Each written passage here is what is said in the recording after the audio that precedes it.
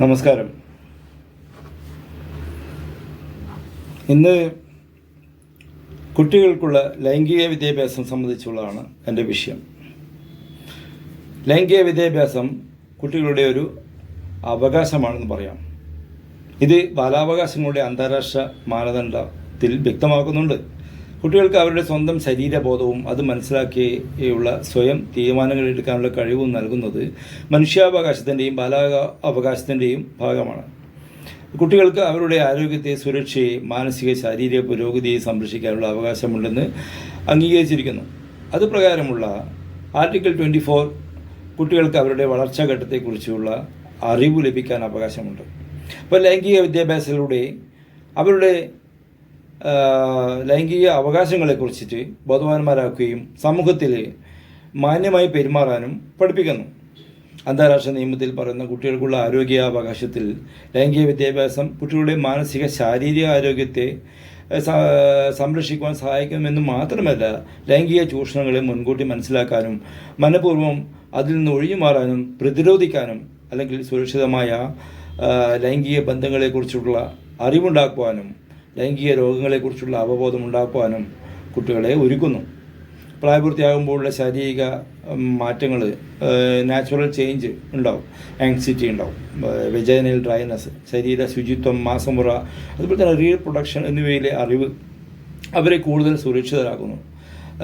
പ്രായമനുസരിച്ച് ലൈംഗിക വിദ്യാഭ്യാസം ലഭിക്കുന്നതിലൂടെ സ്വന്തം ശരീരത്തിലൊരു പോസിറ്റീവ് ബോഡി ഇമേജ് മനോഭാവം വളരുകയും കുട്ടികളിൽ അത് കൂടുതൽ ആത്മവിശ്വാസം ഉണ്ടാക്കുകയും ഒപ്പം ലൈംഗികതയെക്കുറിച്ചുള്ള തെറ്റിദ്ധാരണ ഇല്ലാതാക്കുകയും ചെയ്യുന്നു. അപ്പോൾ എത്രയോ കുട്ടികൾ ഇതൊന്നും മനസ്സിലാക്കാതെ അനാവശ്യ ഗർഭധാരണത്തെയും ലൈംഗിക രോഗത്തെയും തുടർന്ന് വളരെ ചെറുപ്പത്തിൽ തന്നെ കുടുംബത്തിൽ നിന്നും സമൂഹത്തിൽ നിന്നും ഒറ്റപ്പെട്ട് കഴിയേണ്ട സ്ഥിതിയൊക്കെ ഉണ്ടാകുന്നുണ്ട്. ആത്മഹത്യ, കുടുംബവിലക്ക്, പഠനം നിന്ന് പോവുക, അതുപോലെ തന്നെ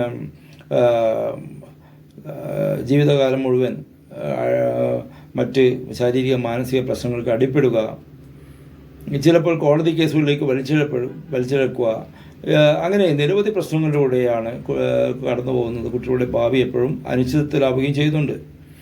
രാജ്യത്തിന് തന്നെ യുവതകളെ നഷ്ടപ്പെടുകയും ചെയ്യുന്നു. അപ്പോൾ ലൈംഗികതയ്ക്ക് വേണ്ടി അവസാനം ലഹരി ഉപയോഗത്തിലൂടെ നടന്നുപോയി ജീവിതം നശിപ്പിച്ച എത്രയോ കഥകൾ നമ്മൾ നിത്യേന എന്നോണം കേൾക്കുന്നുണ്ട്. അപ്പോൾ ഇത്തരം വിദ്യാഭ്യാസത്തിന് WHO പ്രത്യേക പരിഗണനയും നിബന്ധനകളും നിർദ്ദേശിച്ചിട്ടുണ്ട്. ഇപ്പോൾ UNESCO, United Nations education, scientific and cultural organisation ഒരു കോംപ്രഹെൻസീവ് സെക്ഷുവാലിറ്റി എഡ്യൂക്കേഷനാണ് അവർ ശുപാർശ ചെയ്തിട്ടുള്ളത്. അതായത് ഒരു വ്യക്തിയുടെ ലൈംഗികപരമായ മനോഭാവം, താല്പര്യങ്ങൾ, പെരുമാറ്റം ഇതെല്ലാം ചേർന്നതാണ് അയാളുടെ ലൈംഗികത. അത് കേവലം ഒരു ലൈംഗിക പ്രക്രിയ മാത്രമല്ലെന്നും ജെൻഡർ ഐഡൻറ്റിറ്റി, ലൈംഗിക ആഭിമുഖ്യം, ബന്ധങ്ങൾ, പരസ്പര ബഹുമാനം, പ്രത്യുൽപാദനം തുടങ്ങിയവയുടെ ഭാഗം കൂടിയാണെന്ന് പറയുന്നത്. ഇപ്പോൾ ലൈംഗിക വിദ്യാഭ്യാസം മൂല്യാധിഷ്ഠിതവും ശാസ്ത്രീയവുമാക്കണമെന്നും ആരോഗ്യകരമായ ജീവിതശൈലി, ലൈംഗിക ആക്രമണങ്ങൾ, ജെൻഡർ ഇക്വാലിറ്റി, ബലാത്സംഗം, ഹറാസ്മെൻറ്റ് എന്നിവയെക്കുറിച്ച് ക്ലാസ് റൂമിൽ പഠിപ്പിക്കണമെന്നും യുനെസ്കോ ആവശ്യപ്പെടുന്നത്. ഇപ്പോൾ ലൈംഗിക വിദ്യാഭ്യാസത്തെ കുട്ടികളുടെ അവകാശം എന്നാണ് ഐക്യരാഷ്ട്രസഭ പറയുന്നത്. സ്കൂളിൽ നിന്നുള്ള ലൈംഗിക വിദ്യാഭ്യാസം എന്നതിനപ്പുറം വീട്ടിൽ നിന്ന് മാതാപിതാക്കളും കുട്ടികൾക്ക് ഇത് സംബന്ധിച്ച് വ്യക്തമായ അറിവ് നൽകേണ്ടതുണ്ട്. സ്കൂളിലൊക്കെ ലൈംഗിക അറിവുമായി ബന്ധപ്പെട്ട് പാഠഭാഗം വരുമ്പോൾ മടിയോടെ അധ്യാപകർ കുട്ടികളോട് പറയാറുണ്ട്. നമ്മളൊക്കെ കേട്ടതാണല്ലോ. അപ്പോൾ നിങ്ങളിത് സ്വയം വായിച്ച് പഠിച്ചാൽ മതി എന്ന് പറയാം. അപ്പോൾ അഥവാ ക്ലാസ്സിൽ ഒരു കുട്ടിയെങ്ങാനും ചോദിച്ചു പോയാൽ അവൻ മറ്റുള്ളവരുടെ പരിഹാസത്തിന് പാത്രമാകും. ഒരു കുട്ടി അമ്മേ ഞാൻ എങ്ങനെയാണ് ഉണ്ടായത് എന്നെങ്ങാനും സംശയം ചോദിച്ചാൽ തീർന്നു. വെമ്പി വേർത്ത് ഓടി രക്ഷപ്പെടാൻ ശ്രമിക്കും. അല്ലെങ്കിൽ ദേഷ്യത്തിൽ നിന്ന് കണ്ണുരുട്ടി കുട്ടികളെ എങ്ങനെ രക്ഷപ്പെടും. അതാണ് സംശയത്തിൻ്റെ അത് അങ്ങനെ ചെയ്തു കഴിഞ്ഞാൽ കുട്ടികളുടെ മനസ്സിൽ സംശയത്തിൻ്റെ വിത്ത് പിന്നെയും ഉണ്ടാവുകയാണ് ചെയ്യുക. ഇതാണ് ആധുനിക സമൂഹത്തിൽ പൊതുവായിട്ടുള്ള അവസ്ഥ. എന്നാൽ കുട്ടികളുടെ സംശയത്തിന് ശരിയായ ഉത്തരം നൽകേണ്ട ബാധ്യത രക്ഷിതാക്കൾക്കുണ്ട്.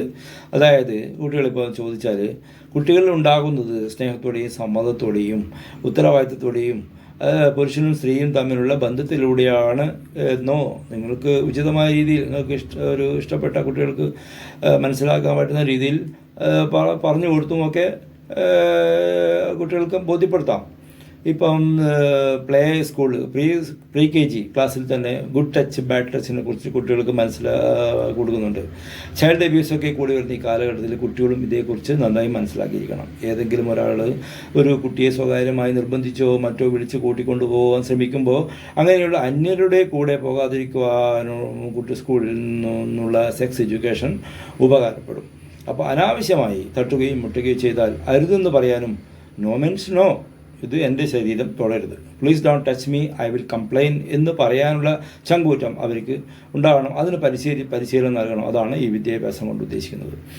ഇപ്പോൾ കുട്ടികൾ അല്പം മുതിരുമ്പോൾ തന്നെ നീലച്ചിത്രങ്ങൾ ശ്രദ്ധയിൽ പെട്ടെന്ന് വരാം.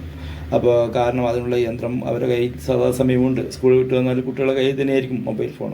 ഇപ്പോൾ തെറ്റേത് ശരിയേത് എന്നൊക്കെ തീരുമാനിക്കാൻ പറ്റാത്ത ഒരു പ്രായമാണത്. അപ്പോൾ ആൺകുട്ടിയായാലും പെൺകുട്ടിയായാലും മിക്ക ഫോണുകളും മാതാപിതാക്കളുടെ നിയന്ത്രണത്തിലല്ല. അപ്പോൾ നമുക്ക് എല്ലാവർക്കും അറിയുന്ന കാര്യമാണല്ലോ. അപ്പോൾ ലൈംഗിക വിദ്യാഭ്യാസം നേടിയാൽ കുട്ടികൾ നേരത്തെ ലൈംഗിക ബന്ധത്തിന് മുതിരുമോ, അവരുടെ നിഷ്കളങ്ക മനസ്സിന് പോറലേൽപ്പിക്കുമോ, തെറ്റുകളിലേക്ക് എടുത്തു ചാടുമോ എന്നൊക്കെയുള്ള തെറ്റായ ചിന്തകളാണ് മിക്കവരും. എന്നാൽ കുട്ടികളോട് ചെയ്യുന്ന ഏറ്റവും വലിയ കുറ്റമാണ്, തെറ്റാണ് ഇത് എന്നറിയണം. ഇതിന് ഒരു മെൻസ്ട്രൽ ഹൈജീന് സംബന്ധിച്ചും ജെൻഡർ സെൻസിറ്റൈസേഷൻ സംബന്ധിച്ചും നല്ല അറിവും പരിശീലനവും ലഭിച്ച അധ്യാപകരെ കൊണ്ട് ബോധവൽക്കരണം നടപ്പാക്കാൻ ശ്രമിക്കണം. ഇതോടൊപ്പം ചൈൽഡ് മാരേജ് കൊണ്ടുള്ള നേരത്തെയുള്ള ഗർഭധാരണം, ഏർലി പ്രഗ്നൻസി ഒരുപാട് ദൂഷ്യഫലങ്ങൾ ഉണ്ടാക്കുന്നുണ്ട്. ചൈൽഡ് മാരേജിനെ കൊണ്ട് ചെറുപ്പത്തിലെയുള്ള കല്യാണം, വിവാഹം. അപ്പോൾ മെറ്റേണൽ ഡെത്ത് ഉണ്ടാകുന്നു. കുട്ടി അതായത് അമ്മ പ്രസവിച്ച ഉടനെ അമ്മമാർ മരണപ്പെടുക എന്നുള്ള ഒരു ഡ്രോപ്പ് ഔട്ട് ഓഫ് സ്കൂളിൽ നിന്ന് കട്ട് ചെയ്യുക, സ്കൂളിൽ പിന്നെ പോകില്ല, ഡ്രോപ്പ് ഔട്ട് ചെയ്യും. പുവർ മെൻ്റൽ ഹെൽത്ത്, പിന്നെ സെക്ഷുവാലിറ്റി ട്രാൻസ്മിറ്റഡ് ഇൻഫെക്ഷനൊക്കെ ഉണ്ടാവും. അപ്പോൾ ഇതെല്ലാം കുട്ടികളെ സംബന്ധിച്ചോളം അവരുടെ മേലുള്ള അവകാശ ലംഘനമാണ്. അപ്പോൾ ഇന്ത്യയിൽ ഇത് സംബന്ധിച്ച് പല ആശയക്കുഴപ്പം മൂലം ലൈംഗിക വിദ്യാഭ്യാസം കൃത്യമായി നടക്കുന്നില്ല. എന്നാൽ അഡോളസെൻ്റ് പ്രോഗ്രാം, എഡ്യൂക്കേഷൻ പ്രോഗ്രാമിലൂടെ NCERT national AIDS control organisation എന്നീ സ്ഥാപനങ്ങൾ നടപ്പിലാക്കുന്നുണ്ട്. ഇത് ഇന്ത്യയിൽ നിലവിൽ സംസ്ഥാനങ്ങളിൽ ഇതിനുള്ള ഒരു ഒഫീഷ്യൽ പോളിസി ഉണ്ടെങ്കിലും പ്രവർത്തനം നടത്താത്തതിന് പ്രധാന കാരണം ലൈംഗികത ലജ്ജയോടെയും ഭയത്തോടെയും ഒക്കെ നോക്കിക്കാണുന്നത് കൊണ്ടാണ്.